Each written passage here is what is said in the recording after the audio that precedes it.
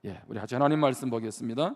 마태복음 6장 19절부터 24절 말씀입니다.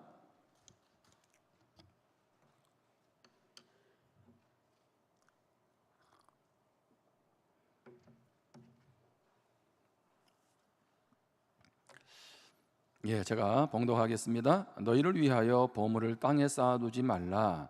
거기는 점과 동록이 해하며 도둑이 구멍을 뚫고 도둑질하느니라. 오직 너희를 위하여 보물을 하늘에 쌓아두라. 거기는 점이나 동록이 해하지 못하며 도둑이 구멍을 뚫지도 못하고 도둑질도 못하느니라.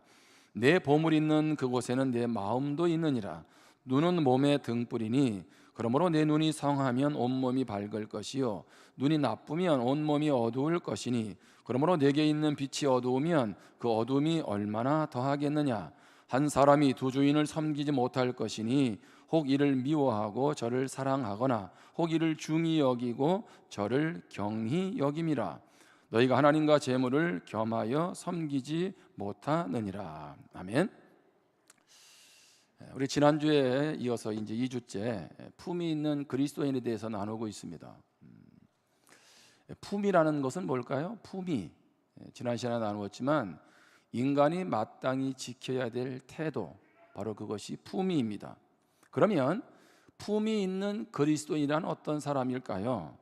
성도로서 주님 앞에 부끄럽지 않게 당연히 지켜야 될 신앙의 삶을 지키고 살아가는 것, 바로 그것이 품이 있는 그리스도인일 것입니다. 우리 지난주에 침례 요한을 통해서 품이 있는 그리스도인은 선을 지키는 사람이다, 그렇게 나누었죠. 선을 지키는 사람, 사람과의 관계에서 선을 지킬 줄 아는 거죠. 하나님과의 관계에서 선을 지키는 거예요. 하나님과의 관계에서 선을 지키는 건 뭡니까? 죄를 짓지 않는 거죠. 거룩하게 살아가는 거죠. 그런데요, 하나님도 선을 지키십니다. 한 예를 들어서 아담과 하와가 선악과를 따먹을 때 하나님 막으실 수 있잖아요. 못 따먹게. 그렇죠? 근데 하나님 그렇게 하지 않으셨어요. 왜 그렇게 하셨을까요? 하나님 우리 인간에게 자유의지를 주셨습니다. 이제 내가 스스로 선택해라, 선택권을 주시는 거죠. 로봇처럼 좌지우지하지 않으셨잖아요. 그래서 하나님은 어떻게 하십니까? 이제는 내가 판단하고 행동하라고 하나님은 선을 넘지 않으신 거죠.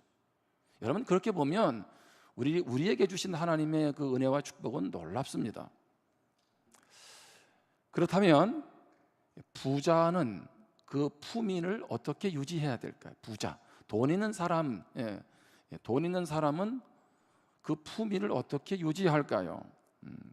다른 말로 이렇게 물어볼 수 있습니다. 부자의 품위, 돈 있는 사람의 품위는 무엇일까라고 생각할 때 이렇게 정의할 수 있어요. 베푸는 데 있다는 거예요. 그러니까 품위 있는 부자, 이런 부자는 단순히 돈 많은 사람이 아니고 뭐예요? 남에게 베푸는 사람이라는 거죠. 자, 지금부터 150년 전 구한 말부터 지금까지, 예전으로 말하면 만석군, 그 부자로서 살아오는 가정이 여수에 있습니다. 여수에 봉강동이라고 하는 봉소당입니다. 봉소당. 어떤 집안이냐면 영광 김씨 집안입니다. 1948년에 여순 사건이 일어났습니다. 자, 그때에 이 집안의 주인인 33살 김성환 씨가 이제 여군, 그 당시는 이제 여수라고 안 하고 여천이라고 했는데 여천군청에 잡혀갔어요. 그 당시 여천군청은 어떤 곳이냐면 혁명평의회 본부입니다. 자, 군청에 가보니까 또 한 사람이 잡혀온 거예요. 그게 누구냐면 천일 고무신 사장 김영준이라는 사람이었습니다. 그러니까 그 당시 여수의 최고 부자, 또 그리고 또 그 다음에 두 번째 부자가 지금 잡혀간 거죠. 딱 잡혀가서 2층에 이렇게 감금되어 있는데 한 사람이 들어오는 거예요. 누군가 했더니 자기 집의 종의 아들이에요. 19살짜리 태주라고 하는 종이 들어온 거예요. 근데 이 종이 딱 들어오더니만 거기 감시하고 있는 두 사람을 밖으로 내보내는 거예요. 다른 곳으로 내보내고 들어오자마자 아무 말도 안 하고 벽을 딱 쳐다보면서 신문을 읽고 있는 거예요. 근데 신문을 읽는데 무려 30분이 지난 거예요. 그때 이 김성환, 이제 잡혀간 이분이 딱 생각을 한 거예요. 아하, 도망가라는 얘기인가 보다. 왜? 벽을 보고 신문을 보고 있으니까. 그래서 2층 창문을 통해 가지고 도망 나와서 살아났습니다. 여러분 한번 생각을 해보세요. 예전에 노비의 신분이라는 것이 얼마나 힘들고 어렵겠어요, 그렇죠? 그러니까 공산 그런 정권에서 그런 종의 아들을 갖다가 완장을 채워가지고 지금 세우는 거 아니겠어요? 그럼 이때는 절호의 찬스 아닙니까? 우리 주인을 죽일 수 있는, 보복할 수 있는 절호의 기회였어요. 그런데 왜 죽이지 않았을까요? 그것은 그 집안의 어른과 연관되어 있습니다. 증조부 때죠. 그러니까 그 김성환이라는 분의 할아버지 때 이야기입니다. 자, 30명의 노비들을 불러 모은 거예요. 자기 집의 종들을. 그리고 그들에게 보는 앞에서 노비 문서를 불태웠습니다. 그리고 너희들은 다시는 우리 집 문지방을 들어오지 말아라, 밟지 말아라, 이렇게 하고 각 한 사람당 논 10마지기, 밭 7마지기를 주고 집을 지어 준 겁니다. 그러니까 얼마나 고마웠겠어, 그렇죠? 한번 따라해 보실래요? 베풀고 나누면 반드시 부메랑이 되어 돌아온다. 여러분, 안 좋은 것만이 아니에요. 베풀면요, 어떻게 해요? 다시 그게 나에게 또는 우리 후손들에게 돌아와요. 성경에 그런 말씀이 있어요. 시편 37편 25절입니다. 내가 어려서부터 늙기까지 의인이 버림을 당하거나 그의 자손이 걸식함을 보지 못하였도다. 그는 종일토록 은혜를 베풀고 꾸어주니 그의 자손이 복을 받는도다. 왜 의인은 잘 될까요? 왜 의인은 자손들은 걸식하지 않을까요? 의인이기 때문에? 아니요. 의인은 어떻게 했나요? 종일토록 은혜를 베풀었어요. 그러니까 그의 자손이 복을 받았다, 이렇게 말하고 있는 것입니다. 다시 말하면 품이 있는 그리스도인들은 물질을 대하는 태도가 다릅니다. 물질에 대해서 어떤 태도를 가질까요? 두 부류의 사람이 있죠. 어떤 사람은 물질에 늘 매여서 물질에 의해서 좌우되면서 살아가는 사람이 있고, 어떤 사람은 물질을 다스리면서 살아가고 있습니다. 우리 성도님들은 어떤 분이세요? 물질을 다스리며 사세요? 아니면 물질을 늘 쫓아가면서 물질 때문에 벌벌 떨며 살아가고 계세요? 자, 먼저 우리가 오해하지 말 것은, 사람들이 물질에 대해서 오해하는 게 뭐냐면 물질은 악하다라고 생각하는 거예요. 다른 말로 하면 돈은 악합니까? 그렇지 않습니다. 돈은, 물질은 악한 것도 아니고 선한 것도 아닙니다. 사용자가 어떻게 사용하느냐에 따라서 악하기도 하고 선하기도 한 거죠. 두 번째로 오해하지 말 것은, 예수님을 잘 믿으면 물질이 필요 없다, 이렇게 말하는 분이 계세요. 믿음이면 되지.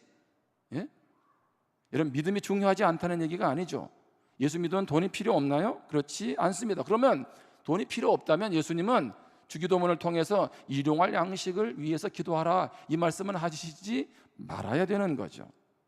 성경은 가난한 것을 덕이라고 선이라고 말한 것은 한 곳도 없습니다.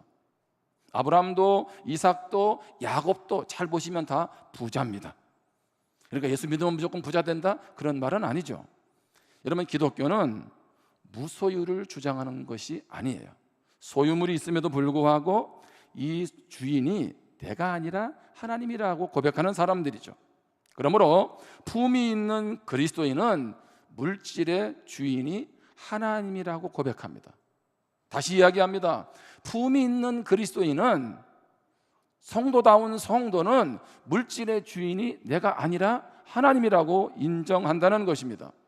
마태복음 6장 24절에 보면 오늘 본문에 한 사람이 두 주인을 섬기지 못할 것이니 혹 이를 미워하고 저를 사랑하거나 혹 이를 중히 여기고 저를 경히 여김이라.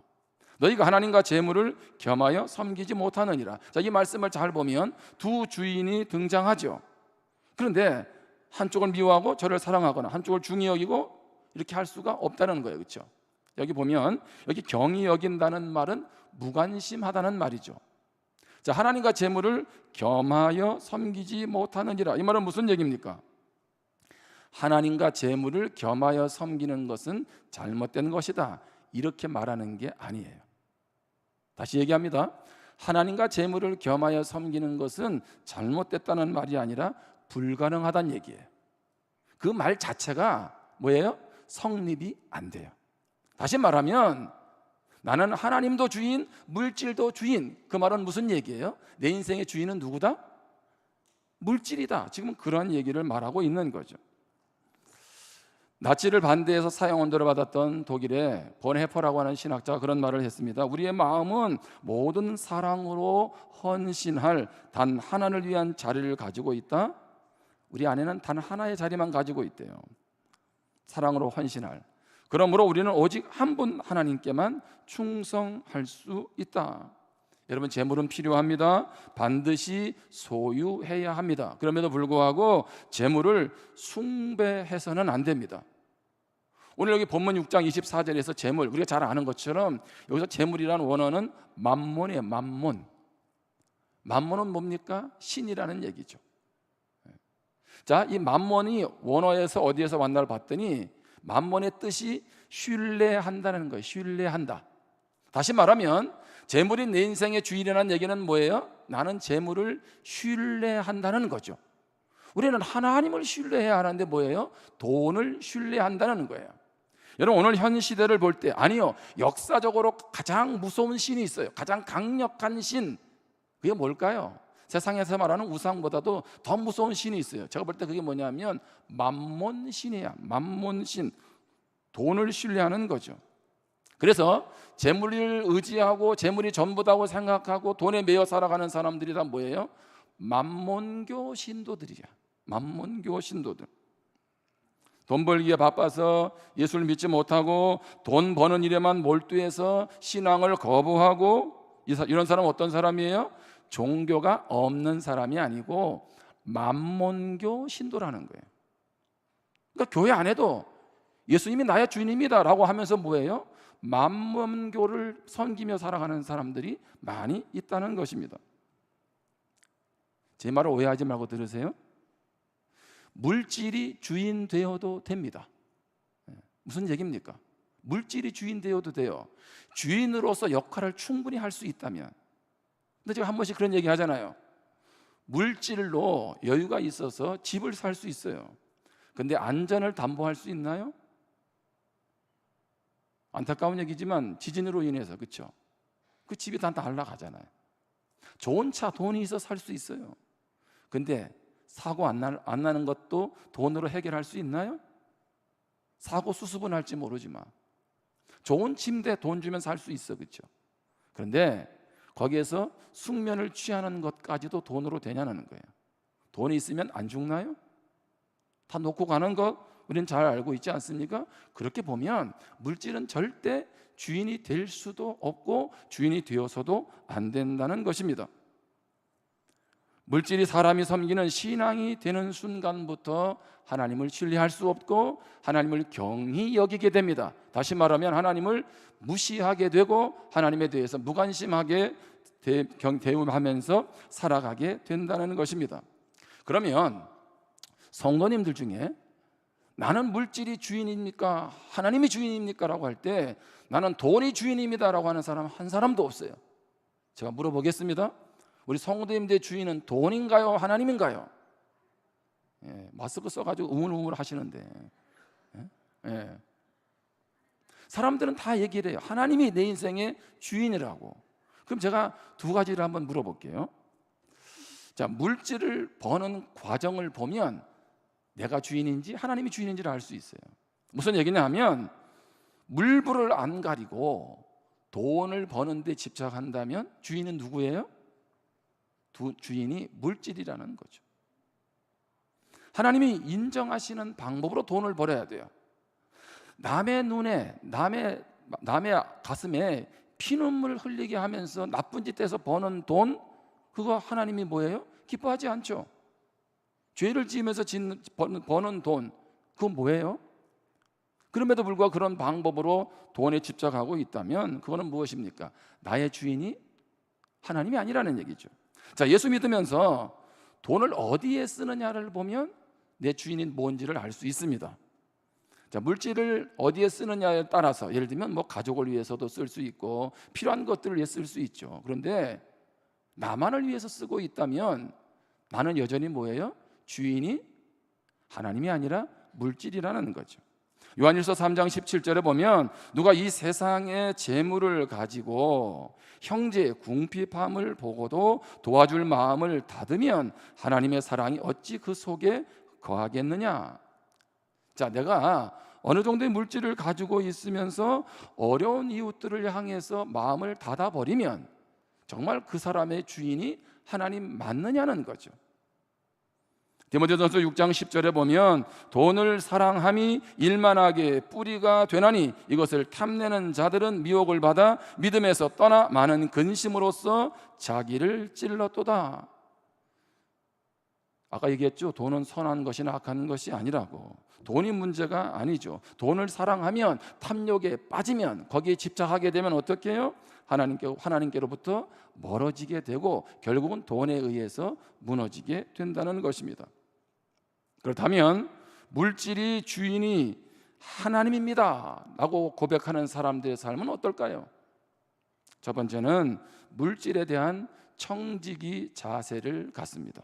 청지기 자세. 청지기란 뭡니까? 주인의 소유를 위임받은 사람입니다. 다시 얘기합니다. 청지기는 위임받은 사람이지, 맡은 자이지 내 것이 아니라는 거죠. 주인 앞에 섰을 때 그것을 무엇해야 돼요? 계산해야 되죠. 달란트 비유 마태복음 25장에 보면 종이 주인 앞에 가서 1달란트, 2달란트, 5달란트 받은 것에 대해서 주인이 앞에 결산하듯 우리도 하나님 앞에 결산할 날이 오겠죠. 마지막 날 주님 앞에 섰을 때. 그렇다고 보면 청지기는 뭡니까? 주인 앞에 부끄럽지 않도록 맡은 것을 잘 관리해야 하는 것입니다. 물론 시간도 청지기요, 자녀에 대한 청지기임에도 불구하고 뭐예요? 오늘 말씀에서 볼 때 우리는 물질도 내 것이 아니라 하나님의 청지기 자세를 가져야 한다는 것입니다. 마태복음 6장 19절에 보면 너희를 위하여 보물을 땅에 쌓아두지 말라. 거기는 좀과 동록이 해하며 도둑이 구멍을 뚫고 도둑질하느니라. 보물을 땅에 쌓아두지 말래요. 온갖 벌레들이, 그렇죠? 다 그거 갉아먹는다는 거죠. 오직 너희를 위하여 보물을 어디에 쌓아두라? 하늘에 쌓아두라. 거기는 좀이나 동록이 해하지 못하며 도둑이 구멍을 뚫지도 못하고 도둑질도 못하느니라. 여기 두 가지 대조해서 설명해 주고 있습니다. 하나는 뭐예요? 보물을 땅에 쌓아두지 말라. 보물을 어디에 쌓아두라? 하늘에 쌓아두라. 이렇게 말하고 있어요. 여러분, 그러면 하늘나라 통장 번호는 몇 번일까요? 3927? 신구약에서 3927 그렇게 해가지고 계좌 해가지고 비밀번호 넣으면 하늘나라에 쌓는 걸까요? 그런 말이 아니죠. 보물을 쌓아둔다는 얘기는, 땅에 쌓아둔다는 얘기는 재물을 나 자신만을 위해서 축적하며 살아가는 거예요. 오로지 돈 벌어서 누구만을 위해서? 나와 내 자식만을 위해서, 우리 가정만을 위해서 이렇게 살아가는 것이 바로 보물을 땅에 쌓는 것입니다. 물론 오해하지 말 것은 모든 그리스도인들이 그들이 가지고 있는 것을 다 주라는 얘기가 아니에요. 하늘에 쌓으라는 얘기는 가지고 있는 거 다 다른 사람 나눠줘라, 그런 얘기 아닙니다. 성경에 보면 제자들을 부르실 때 제자들이 다 버리고 갔다라고 하니까 다 모든 것을 포기했다는 의미가 아니라 그 말씀의 가장 핵심은 뭐예요? 우선순위를 주님께 둔다는 거죠. 베드로도 자기 재산 없는 거 아니잖아요. 두 번째로, 투자하고 돈을 버는 거 잘못이라는 말이 아닙니다. 보물을 땅에 쌓지 말라는 것을 오해하지 말라는 거죠. 투자할 수 있어요, 그렇죠?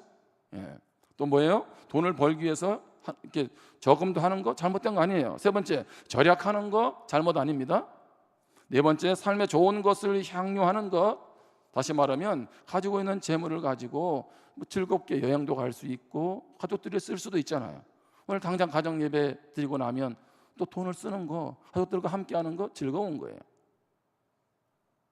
우리 아이들하고 아내하고 오락실을 갔어요. 오락실. 1인당 한 3,000원 들었더라고. 3,000원. 그래가지고 막 총도 쏘고 이런 얘기를 해주는 거는 아이들하고 가도 괜찮다는 얘기지. 너는 볼링장도 좋잖아, 그렇죠? 가지고 있는 재물을 가지고 그렇게 하는 건 나쁜 것이 아니라는 얘기예요. 주님의 말씀의 취지는 무엇입니까? 이 땅에서 축적만 하는 재물은 영원하지 못하다는 거죠. 그러면 물질에 대한 청지기 자세를 갖는 사람은 어떻게 할까요? 보물을 하늘에 쌓아둬요. 그럼 보물을 하늘에 쌓는다는 건 뭘까요? 재물을 하나님을 위해서, 하나님 나라를 위해서 사용하는 겁니다. 여러분, 헌금하는 거 또는 뭐 이런 것들이 다 뭐예요? 하나님 나라를 위해 드리는 거죠. 자, 뿐만 아니라 물질을 사람에게 투자하는 거, 물질을 가지고 어려운 이웃들을 돌아보고 구제하는 거, 이거 다 뭐예요? 이것을 보물을 하늘에 쌓는 겁니다. 가끔씩 그런 분들이 계세요. 목사님 11조를 꼭 해야 하나요? 요즘 유튜브에 보니까 어떤 분은 하지 말라 그러고, 근데 하지 말라는 분의 질문의 의도를 잘 보면 열에 9은 안 하고 싶은데 돈이 아까운데 어떻게 좀 할 수 없을까, 이런 일도 있는 것 같아요. 하나님은 왜 11조 하라 그러셨어요? 사실 10분의 1이 적은 돈이 아니에요, 그렇죠? 내 수입의 10분의 1이 적습니까? 근데 뒤집어 보면 내가 열을 번다고 해서 다 내 것이 될 수 있나요? 다 날아갈 수도 있잖아요. 근데 하나님은 뭐예요? 9는 너를 위해서, 근데 하나를 나한테 드리라는 건 뭡니까? 내가 내 인생의 주인이 맞냐? 그건 좀 분명히 하자, 그런 뜻이에요. 내 인생의 주인이 맞냐? 여러분, 사실 11조 할 때마다 기쁨과 감사로 내는 분도 있지만 어떤 분이 계세요? 두렵고 떨림으로. 이게 어떤 돈인데, 그렇죠? 요즘 같은 물가가 올라갈 때 어떻게 써야 되는데, 예? 근데 뭐예요? 그럼에도 불구하고 내 인생은 누가 책임진다? 하나님이 책임진다는 거죠. 마태복음 6장 21절에 보면 내 보물이 있는 그곳에는 내 마음도 있느니라. 무슨 얘기입니까? 보물을 땅에 쌓아두는 자는 마음이 어디에 있다? 나는 영원한 천국, 하나님의 뜻 관계없어, 이 땅에서만 관심 있는 거죠. 하늘에 쌓아둔다는 얘기는 그 마음이 하늘에 있다, 하나님께 있다, 그렇게 말하고 있는 것입니다. 여러분, 주신 물질에 청지기적 자세를 갖기를 주님의 이름으로 축복합니다. 또 한 가지, 물질의 주인이 하나님이 된다면 어떻게 살아가야 됩니까? 물질에 대한 염려를 하나님께 맡기라는 것입니다. 물질에 대한 염려를. 오늘 본문 여기 마태복음 이제 읽지는 않았지만 6장 25절 이하에 보면, 25절 이하로 보면, 자, 돈이 없다면, 물질이 없다면 그리스도인들은 어떻게 살아가야 될까? 거기에 대한 예수님의 답이 나오죠. 자, 우리가 아는 것처럼 물질이 부족하면 어떤 일이 찾아옵니까? 염려가 찾아옵니다. 뭐 건강으로 인한 염려, 진로에 대한 염려도 있지만 당장 돈이 없으면 염려가 찾아오지요. 자, 재정적인 염려는 어떤 현상으로 갈까요? 부정적으로 보면 탐욕, 욕심, 사재기, 절도를 유발시킵니다. 돈이 없으니까 도둑질도 하는 거죠. 생경 도둑질 하지 않습니까? 돈이 없으니 어떻게 해요? 앞으로 어떤 일이 벌어질지 모르니까 물건 사재기를 합니다. 욕심을 부립니다. 5060 퇴직남들이 요즘에 우울증 때문에 무너진다는 기사를 제가 보게 됐어요. 5060, 50대, 60대 남자들. 그래서 이분들이 병원에 찾아가서 이제 우울증이라든가 정신질환을 이렇게 상담을 하고 치료를 받는데, 작년 한 해 그 인원이 보니까 19만 2,636명이에요. 그러니까 작년 한 해만 20만 명의 50대, 60대 남자들이 정신과를 찾았다는 얘기죠.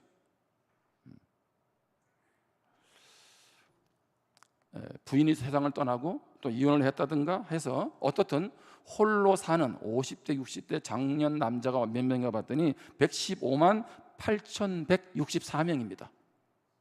115만 명의 남자들이 혼자 살고 있다는 거죠. 직장을 은퇴했습니다. 자, 삶의 정체성이 사라지죠. 홀로 있습니다. 고독감에 빠지기도 하죠. 그런 것들이 힘들기도 하지만 그 뿌리 깊이 들어가 보면 무엇에 대한 문제가 있어요? 경제적인 부담이 거기에 자리를 차지하고 있는 것입니다. 부모에게 있어서 가장 큰 염려는 뭘까요? 내가 노후에 어떻게 살아가고 건강을 어떻게 지키고, 그런 것보다 제가 볼 때 부모에게 더 큰 염려는 뭐냐면 내 자녀들이 잘 돼야 되는데, 그거 아니겠습니까? 요즘에 물가가 올라서 뭐 이런저런 것들을 이러면 장보기도 쉽지 않잖아, 그렇죠? 그래서 오죽하면 식당에서 0.5인분이 나왔어요. 중국집을 갔는데 얼마만 내면 먹으면 돼요? 1인분이 아니라 반인분만 시키면 되는 식당이 나왔다니까. 짜장면을 먹는데 7,000원에 안 먹어도 돼요. 얼마에 먹으면? 3,500원에 하면 반인분을 줘요. 근데 이게 인기라는 거예요. 이게 이제 조만간에 부산도 아마 반인분, 0.5인분 식당이 나올 것 같아요. 이렇게 하는 이유 한 가지는 소식을 하는 사람들이 많은 거예요. 짜장면 한 그릇은 너무 많고, 또 한편으로 보면 경제적으로도 부담스럽잖아요. 그러니까 어떻게 해요? 0.5인분, 반인분만 시키는 거예요. 근데 그럼에도 불구하고 모든 것들이 어렵다 힘들다고 하는데 여전히 화랑인 업종이 있어요. 가계 수입이 전혀 줄지 않는 영역이 있습니다. 그게 뭘까요? 자녀 사교육비. 모든 부모님들이 이것만은 안 줄인다는 거죠. 어떻든 자녀를 잘 되게 만들어야 되겠다는 거죠. 여러분, 그러면 자녀들은 염려가 없나요? 자녀들은요, 미래에 대한 불안감이 그 마음 가운데 늘 도사리고 있습니다. 여러분, 예수님은 염려하지 말라고 하시는 이유가 뭡니까? 너 그렇게 믿음이 없냐? 그 말 하고 싶으신 게 아니죠. 내가 네 염려를 다 무엇한다? 내가 너 염려 힘든 거 어려운 거 내가 다 안다는 거예요. 예수님은 우리 염려에 공감하세요. 내가 지금 무엇 때문에 힘들어하고 무엇 때문에 아파하고 지쳐하는지 주님은 무엇 하시는 분이세요? 공감하는 분이세요. 너 예수 믿은 지 얼마나 됐는데, 너 직분이 뭔데, 너 왜 그거밖에 안 돼? 그렇게 말씀하시는 분이 아니라는 거죠. 주님은 마태복음 6장 25절 이하에 계속 확인시켜 주는 게 뭡니까? 그럼에도 불구하고 너 물질이 주인 되면 안 돼. 그럼 그 얘기거든요. 마태복음 6장 31절에 보면 그러므로 염려하여 이르기를 무엇을 먹을까, 무엇을 마실까, 무엇을 입을까 하지 말라. 이는 다 이방인들이 구하는 것이라. 뭐 예수 믿으면 먹고 자고 하는 문제 필요 없다는 게 아니죠. 그렇죠? 자, 너희 하늘 아버지께서 이 모든 것이 너희에게 있어야 할 줄 무엇하느니라? 아시느니라. 그러므로는 무엇으로부터 출발했나요? 그 앞부분의 내용이잖아요. 우리 잘 아는 것처럼 참새도 하나님께서 먹이고 입히고 드레핀 백합화도 하나님이 돌보시는데 하물며 하나님의 자녀들을 돌보지 않겠느냐? 그렇게 말씀하시면서 내가 뭐예요? 이 모든 것이 의식주 문제가 너에게 있어야 되는 건 내가 다 알고 있다. 그 말은 무슨 얘기입니까? 내가 알고 있다는 얘기는 안다라고 끝나는 것이 아니라 내가 내 필요를 채워줄게, 내가 너의 부족한 부분들을 책임져 줄게 말씀하고 계시는 줄 믿습니다. 그러므로 염려를 하나님께 맡기라는 얘기는 우리 삶에 염려가 없다는 것이 아니라 그 모든 염려를 뭐예요? 주관하고 다스리시는 하나님을 신뢰하고 맡기라는 거죠. 물론 하나님께 맡기니까 나는 물질을 벌기 위해서 아무것도 하지 않고 놀아도 된다, 그런 말은 아니죠. 열심히 땀 흘려야죠. 제가 화요일 날 새벽에 일어났는데 새벽 기도로 오는데 염려가 확 찾아오는 거예요. 여러분, 그럴 때가 있죠. 왜 불현듯 찾아오잖아요, 염려가. 그래서 제가 새벽 기도 말씀을 전하고 가만히 기도하면서 물어봤어요. 하나님 앞에 하나씩 짚어가는 거죠. 왜 내가 염려가 찾아왔을까? 무엇 때문에 염려했을까? 그래서 조목조목 되짚으면서 하나님 앞에 기도하고 염려가 제 안에서 해결되는 것들을 경험하게 됐습니다. 무엇을 말하고 있습니까? 염려는 하나님을 온전히 신뢰하지 못하는 불신앙에서 출발한다는 거예요. 그러므로 염려가 나를 찾아와서 장악할 때 어떻게 해야 돼요? 염려를 내버려 두면 안 돼요. 공격해야 돼. 무슨 얘기냐면, 여러분 차를 운전하시죠. 차를 막 운전하고 가는데 그 차 앞에 이물질이 끼어 있습니다. 그 여러분은 어떻게 하세요? 시야가 가려져 있잖아. 그러면 차에 있는 워시어액을 뿌리잖아, 그렇죠? 차에다 물을 쫙 뿌리고 그다음에 와이퍼를 가지고 작동시키죠. 비가 많이 옵니다. 앞이 잘 안 보여요. 어떻게 해야 됩니까? 와이퍼 작동시키잖아요, 그렇죠? 와이퍼가 얼마나 중요한지 잘 아시죠? 무슨 얘기냐 하면 시편 56편 3절에 보면 내가 두려워하는 날에는 내가 주를 무엇하리이다? 의지하리이다. 너는 왜 염려하냐? 왜 두려워하냐? 왜 걱정하냐? 믿음 없다, 이렇게 말하지 마시고 성경 뭐라고 말해요? 두려워할 수 있어요, 그렇죠? 어떻게 이렇게 말씀 듣고 돌아서는 순간부터 두려워할 수 있어요. 그런데 뭐라고요? 내가 주를 의지하리이다. 염려 걱정 찾아오는데 그때 무엇하라고요? 주를 의지하라는 것입니다. 베드로전서 5장 7절에 보면 너희 염려를 다 주께 맡기라. 염려가 없다고 안 했습니다. 염려를 주님께 맡겨라. 왜? 그가 너희를 돌보심이라. 할렐루야. 여러분, 날마다 염려는 찾아옵니다. 없으면 얼마나 좋겠어요. 걱정이 얼마나 없으면 좋겠고, 낙심되지 않는 일이 있으면 얼마나 좋고, 두려워하지 않는 일이 있으면 얼마나 좋겠나요? 그런데 늘 찾아오지요. 그래서 뭐라고요? 그때마다 맡기라는 거예요. 그때마다 기도하고 하나님을 신뢰하고 의지하라는 거죠. 가만히 내버려 두지 말라는 겁니다. 빌립보서 4장 6절에 보면 아무것도 염려하지 말고 다만 모든 일에 기도와 간구로 너희 구할 것을 감사함으로 하나님께 아뢰라. 염려할 게 얼마나 많은데 주님은 뭐라고요? 기도하면 어떻게 해요? 염려 이길 수 있다는 거죠. 빌립보서 4장 19절에 보면 나의 하나님이 그리스도 예수 안에서 영광 가운데 그 풍성한 대로 너희 모든 쓸 것을 채우시리라. 할렐루야. 여기 쓸 것은 뭐예요? 채우신다는 건 뭡니까? 물질 아니겠어요? 물론 그 앞에서 그들의 삶의 자세도 중요하죠. 근데 분명한 것은 뭐예요? 주님이 우리의 필요를 채우신다고 말씀하세요. 여러분, 고3이 되면 좀 이제 불안해지지 않겠어요? 염려도 되고. 그리고 우리 교회 한 학생이 새벽 기도를 나오는 거예요. 그 학생이 누군지 궁금하면 내일 새벽 기도 나오세요? 근데 내가 이제 주중에 이제 얼굴을 보게 돼서 목양실을 불렀어요. 이제 기도해 주면서 야, 너 무슨 기도하는데? 그랬더니 제가 그러는 거예요. 자기가 첫날 와가지고 자기의 진로를 위해서 기도했대. 내가 이 다음에 뭐를 해야 되지? 그러니까 아직 전공이 정해지지 않은 거예요. 기도를 하고 그날 자기가 늘 한 번씩 가던 마트를 간 거예요. 갔는데 그 사장님을 잘 아니까 그 사장님이 진로 상담을 해준 거예요. 네? 근데 내가 봐도 너무 괜찮아. 얘한테도 좋은 것 같고. 네. 궁금하시면 500원. 그래서 제가 그랬어요. 야, 네가 그 길로 가서 내가 볼 때 아주 괜찮은 곳인 것 같다. 지도 아주 동의를 하고. 그래서 내가 그 얘기를 한 거죠. 여러분, 하나님이 하필이면 왜 그때 그분을 만나게 했을까요?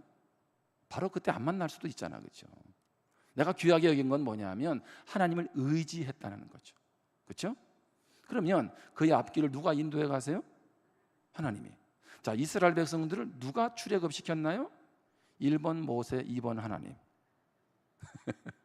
하나님 모세를 통해 인도하셨어요. 그렇죠? 하나님 인도했어요. 여러분, 그런데 하나님이 인도해 놓고는 애굽의 그 광야 인생의 여정, 가나안 여정을 갖다가 니네들이 알아서 했나요? 하나님 어떻게 하셨어요? 하나님 인도하셨잖아. 우리를 죄악 가운데서 불러내서 하나님의 자녀로 삼아 주셨으면 하나님이 인도 안 하시나요? 아니, 내 자녀가 있는데 넌 내 자녀야 이렇게 해놓고는 내몰라라 하는 부모 있나요? 없잖아요. 그렇다면 우리 하나님이 그렇게 인생의 주인이 되셔서 인도하신다는 거죠. 그 아이에게도 그걸 다시 한번 확인시켜 준 거죠. 너의 인생 하나님이 인도하시면 되잖아. 때로는 네가 원하는 대로 돼도 안 좋을 수 있고 원하지 않는 대로 되어질 수도 있지만 하나님이 합력의 선을 이루실 거야. 그렇게 제가 격려를 해줬습니다. 마태복음 6장 22절 23절에 보면 눈은 몸의 등불이니 그러므로 내 눈이 성하면 온몸이 밝을 것이요. 눈이 온전하면 그런 얘기죠. 자, 눈이 나쁘면 온몸이 어두울 것이니 그러므로 내게 있는 빛이 어두우면 그 어둠이 얼마나 더하겠느냐. 자, 눈이 나쁘면 또 눈이 좋으면 그런 얘기죠. 여기서 말하는 눈은 뭘까요? 눈이 성하다는 얘기는 육체의 눈이 좋다, 시력이 좋다는 말이 아닙니다. 여기서 눈이 좋다, 눈이 성하다는 얘기는 물질에 대해서 순수하고 너그러운 태도, 그런 얘기를 말하는 것이고, 눈이 나쁘다는 얘기는 탐욕과 인색함으로 덮여 있는 거죠. 그러니까 물질에 잡혀서 욕심 부리는 사람은 뭐예요? 눈이 나쁘다는 얘기예요. 물질에 대해서 베풀고 나누어서 주님이 주인 되는 삶을 살아간다는 얘기는 뭐예요? 눈이 성하다, 지금 그런 얘기입니다. 자, 우리의 육신의 눈도 백내장이 되고 어떤 문제가 생기게 되면 그렇죠? 어떻게 됩니까? 제대로 보지 못하고 시각 판단을 흐리게 할 수밖에 없잖아요. 다시 말하면 너의 물질에 매여서 영적인 판단 실수하지 말라는 얘기죠. 하나님이 주인 되는 것 놓치지 말라는 얘기입니다. 물질이 내 인생의 주인이 되도록 내버려 두지 말라는 거죠. 여러분, 그런 면에서 볼 때 우리는 끊임없이 눈을 어떻게 해야 돼요? 나쁜 채로 두면 안 돼요. 말씀을 통해서 다시 깨끗하게 하고 우리 초점을 하나님께로 맞추어야 한다는 것입니다. 이제 한 이야기하고 마칩니다. 미국에 소비자들이 만족도를 조사했어요. 레스토랑, 패스트푸드, 소비자들이 뽑은 거죠. 1, 2년도 아니고 올해까지 8년 연속 미국에서 가장 좋아하는 레스토랑, 패스트푸드점이 어디냐면 칙필레입니다. 칙필레. 댄 캐시 칙필레 이사장이 이제 거기에 이렇게 인터뷰 실린 걸 제가 봤습니다. 그러니까 이 가문은 대대로 신앙의 가문이에요. 저 정확히 말하면 침례교 가문입니다. 약간 좀 이렇게 공감대가 형성되지 않으세요? 미국의 우리 남침례교단에 대대로 침례교인이에요. 자, 이 칙필레의 이 이제 레스토랑은요, 미국 전역에 3,000개의 매장이 있어요. 근데 주일날은 매장을 전부 다 닫아요. 주일 성수한다고 다 매장을 닫아. 그리고 동성 결혼을 아예 반대한다고 공식적으로 슬로건을 내걸었어요. 이 이사장님이 그런 얘기를 합니다. 우리 비즈니스의 초점은 사업 성공보다 청지기의 삶을 실천하는 데 있다. 정확하게 사업에 대한 자세를 이야기합니다. 사람들이 삶에 선한 영향력을 미치고 우리에게 맡겨진 일을 잘 관리하고 싶은 것이 우리의 마음이다. 죽을 때 기업을 가지고 가지 않는다. 잠시 동안만 일을 가지고 있는 것이며 그렇게 일을 잘 관리해야 한다. 이렇게 이사장님이 이야기를 합니다. 그러니까 사업의 모토가 뭡니까? 하나님 앞에서 청지기적 자세를 가지고 지금 사업이 번창한다고 이것 내 것 아니라는 거죠. 우리의 삶의 주인이 재물이 아니라 하나님 되시기를 바랍니다. 재물이 주인 되면 불행할 수밖에 없습니다. 재물이 모든 것을 해결해 줄 수 없기 때문에 그렇습니다. 주인이 하나님이라면 물질에 대한 청지기 자세를 가지고 물질의 염려를 하나님께 맡기고 품위 있는 그리스도로 살아가기를 주님의 이름으로 축복합니다. 우리 주신 말씀을 마음 가운데 한번 새기면서 결단하면서 기도할 수 있기를 바랍니다. 나는 물질에 대해서 어떤 자세를 갖고 있는가? 보물을 하늘에 쌓는다는 것은 무엇일까? 나는 무엇 때문에 그렇게 염려하며 살아가고 있을까? 오늘 다시 한번 말씀을 붙잡고 결단하면서 우리 한 1, 2분간만 같이 기도하겠습니다.